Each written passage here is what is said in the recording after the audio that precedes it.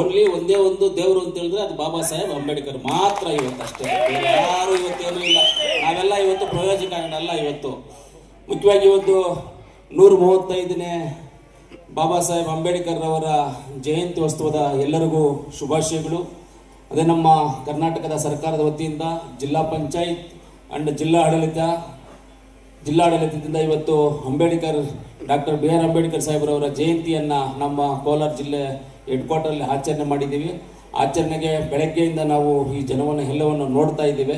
ಈ ಜನ ಎಲ್ಲ ಬೆಳಗ್ಗೆ ಬಂದು ಅಂಬೇಡ್ಕರ್ ಸ್ಟ್ಯಾಚ್ಯೂಗೆ ಮಾಲಾರ್ಪಣೆ ಮಾಡಿ ಅಲ್ಲಿಂದ ಪ್ರೊಸೆಷನ್ ಆಗಿ ಫೈನಲ್ ಆಗಿ ರಂಗಮಂದಿರಕ್ಕೆ ಬಂದು ಕಾರ್ಯಕ್ರಮವನ್ನು ಇವತ್ತು ಆಯೋಜನೆ ಮಾಡ್ಕೊಂಡಿದ್ದೇವೆ.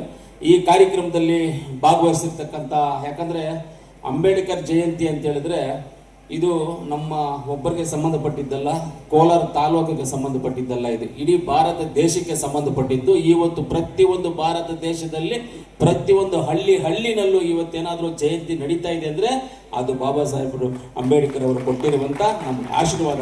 ಇಂಥ ಕಾರ್ಯಕ್ರಮದಲ್ಲಿ ಭಾಗವಹಿಸಿರ್ತಕ್ಕಂಥ ನಮ್ಮ ಸಂಸದರಾದಂಥ ಮಲ್ಲೇಶ್ ಬಾಬಣ್ಣ ಅವರಿಗೆ ನಾನು ಧನ್ಯವಾದಗಳನ್ನು ತಿಳಿಸ್ತೀನಿ.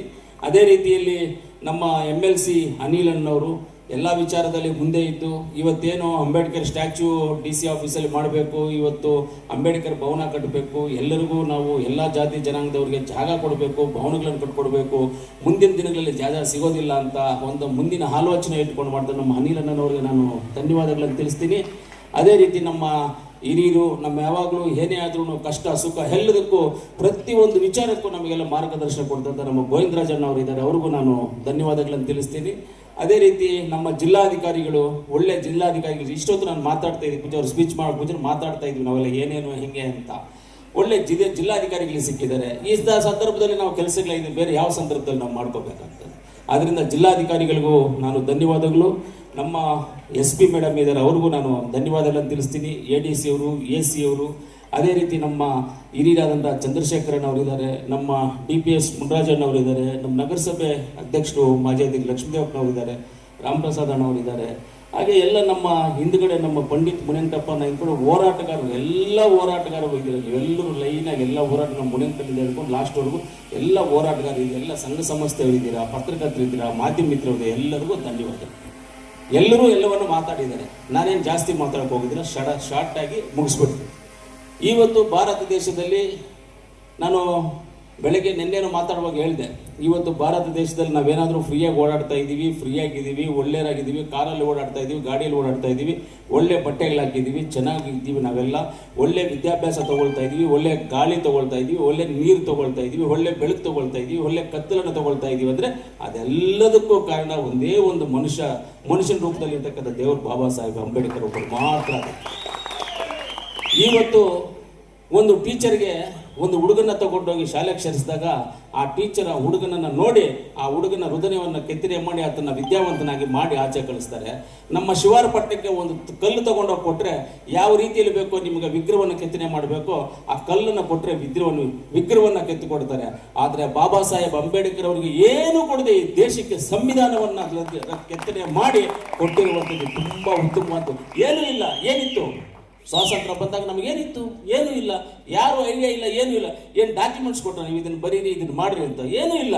ನಮ್ಮ ದೇಶವನ್ನು ರಕ್ಷಣೆ ಮಾಡೋಕ್ಕೆ, ನಮ್ಮ ದೇಶ ಯಾವ ರೀತಿಯಲ್ಲಿ ಮುಂದಕ್ಕೆ ನಡ್ಕೊಂಡು ಹೋಗಬೇಕು, ಶೈಕ್ಷಣಿಕವಾಗಿ, ಹಾಸ್ಪಿಟಾಲಿಟಿ ಆಗ್ಬೋದು, ರಾಜಕೀಯವಾಗಿ ಆಗ್ಬೋದು, ಎಲ್ಲ ರೀತಿಯಲ್ಲಿ ದೇಶನ ಯಾವ ರೀತಿಯಲ್ಲಿ ಕಟ್ಟಬೇಕು, ಒಂದು ರೈಲ್ವೆ ರೋಡ್ ಮಾಡಬೇಕಾದ್ರೆ ಹೈವೇ ಮಾಡಬೇಕಂದ್ರೆ ಹೆಂಗೆ ಮಾಡಬೇಕು, ಈ ದೇಶದಲ್ಲಿ ಇವತ್ತೇನಾದರೂ ಗಾಳಿ ಬೆಳಕು ನೀರು ಎಲ್ಲವನ್ನು ನಾವು ತಗೊಳ್ತಾ ಇದ್ದೀವಿ ಅಂದರೆ ಏನು ಕೊಡದೆ ಟೀಚರ್ಗೆ ಒಂದು ಮಗುವನ್ನು ಕೊಟ್ಟರೆ ತಿಂತಾರೆ, ಶಿಲ್ಪಿ ಕೆತ್ತನೆ ಮಾಡೋ ಕಲ್ಲು ಎತ್ಕೊಂಡೋಗಿ ಕೊಟ್ಟರೆ ಅದನ್ನು ಶಿಲ್ಪಿ ಮಾಡಿಕೊಡ್ತಾರೆ. ಆದರೆ ಬಾಬಾ ಸಾಹೇಬ್ ಅಂಬೇಡ್ಕರ್ ಕೈಯಲ್ಲಿ ಏನು ಕೊಟ್ಟರು? ಒಂದು ಪೆನ್ನು ಬುಕ್ ಕೊಟ್ಟರು ಅಷ್ಟೇ. ಪೆನ್ನು ಬುಕ್ ಕೊಟ್ರು. ಆ ಪೆನ್ನು ಬುಕ್ಕಲ್ಲಿ ಆವತ್ತು ಅವ್ರು ತಗೊಂಡಿದ್ದಂಥ ಕೈಗೆ ಪೆನ್ನು ಬುಕ್ ಏನು ತಗೊಂಡ್ರು, ಇವತ್ತು ಅದೇ ನಾವೆಲ್ಲ ಬದುಕ್ತಾರೆ. ಆ ಪೆನ್ನು ಬುಕ್ಕಲ್ಲಿ ಮಾಡಿರುವಂಥ ಸಂವಿಧಾನದಲ್ಲಿ ಅದರ ಅಡಿಯಲ್ಲಿ ನಾವೆಲ್ಲರೂ ಬದುಕ್ತಾ ಇದ್ದೀವಿ. ಇವತ್ತು ಬಾಬಾ ಸಾಹೇಬ್ ಅಂಬೇಡ್ಕರ್ ಬಗ್ಗೆ ಹೇಳಬೇಕಂದ್ರೆ ಅವ್ರ ಜೀವನ ಚರಿತ್ರೆ 5 ಅವರಲ್ಲ 10 ಅವರು ನಾವು ಮಾತಾಡಿ ಹೇಳ್ಬೋದು. ಎಲ್ಲರಿಗೂ ಗೊತ್ತಿರೋ ವಿಚಾರನೇ, ಎಲ್ಲರಿಗೂ ಎಲ್ಲ ವಿಚಾರಗಳು ಗೊತ್ತಿರುವಂಥದ್ದೇ. ಅದರಿಂದ ಇವತ್ತು ಬಾಬಾ ಸಾಹೇಬ್ ಅಂಬೇಡ್ಕರ್ ಅವರ ಶುಭಾಶಯಗಳನ್ನು ಎಲ್ಲರಿಗೂ ತಿಳಿಸ್ತಾ, ಆಮೇಲೆ ಇನ್ನೂ ಒಂದು ನಾನು ಹೇಳಕ್ಕೆ ಇಷ್ಟಪಡ್ತೀನಿ. ನಮ್ಮ DC ಸಾಹೇಬರು ನಾವು ಎಲ್ಲರೂ ಸೇರಿ ನಾವಲ್ಲಿ ಯಾವುದರಲ್ಲಿ ನಮ್ಮ ಜಿಲ್ಲಾಧಿಕಾರಿಗಳ ಕಚೇರಿಯಲ್ಲಿ ಬಾಬಾ ಸಾಹೇಬ್ ಅಂಬೇಡ್ಕರ್ ಅವರ ವಿಗ್ರಹವನ್ನು ಇಟ್ಟು ಒಂದು ದೊಡ್ಡದಾಗಿ ಕಾರ್ಯಕ್ರಮ ಮಾಡಬೇಕು ಅಂತ. ಅದರಲ್ಲಿ ಕೆಲವರು ಅಲ್ಲಲ್ಲಿ ನಾನು ಈ ಫೇಸ್ಬುಕ್ಕಲ್ಲಿ ವಾಟ್ಸಪ್ಪಲ್ಲಿ ನೋಡಿದೆ, ಕೆಲಸಕ್ಕೆ ಬರದೇ ಇರೋರೆಲ್ಲ ಹಾಕಿರೋದು. ಸರ್, ಜಿಲ್ಲಾಧಿಕಾರಿಗಳು ಇದನ್ನು ನೋಡಬೇಕು.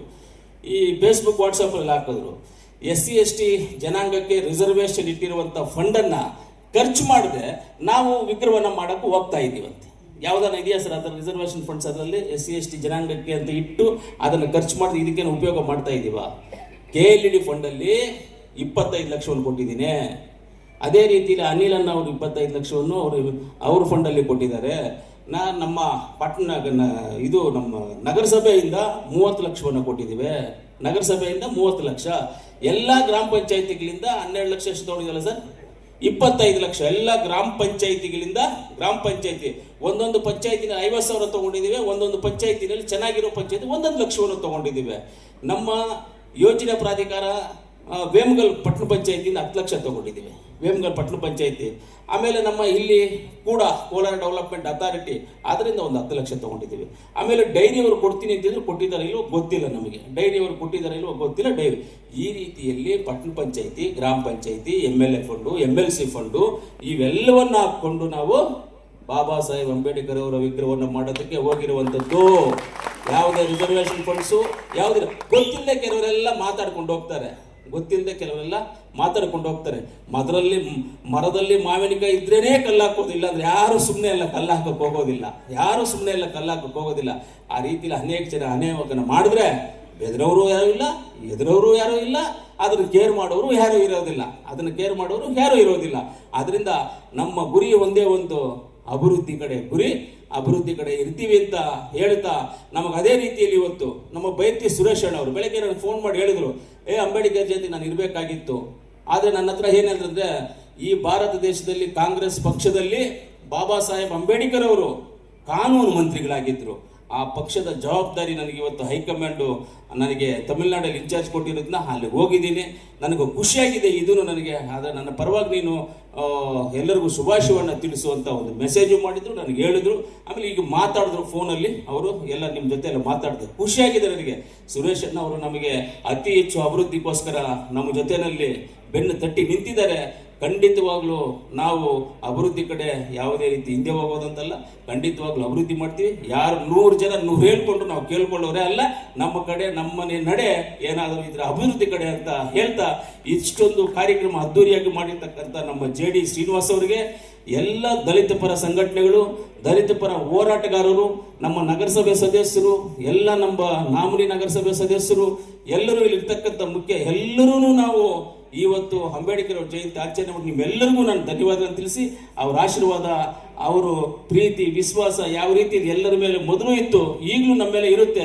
ಅವ್ರು ನಂಬ್ಕೊಂಡು ಹೋದ್ರೆ ನಾವು ಕಲ್ಲು ಮುಟ್ಕೊಂಡು ಚಿನ್ನ ಆಗುತ್ತೆ ಅಂತ ನಾನು ಹೇಳ್ತಾ ನನ್ನ ಮಾತನ್ನು ಮುಗಿಸ್ತೀನಿ. ಜೈ ಹಿಂದ್, ಜೈ ಕರ್ನಾಟಕ, ಜೈ ಭೀಮ್.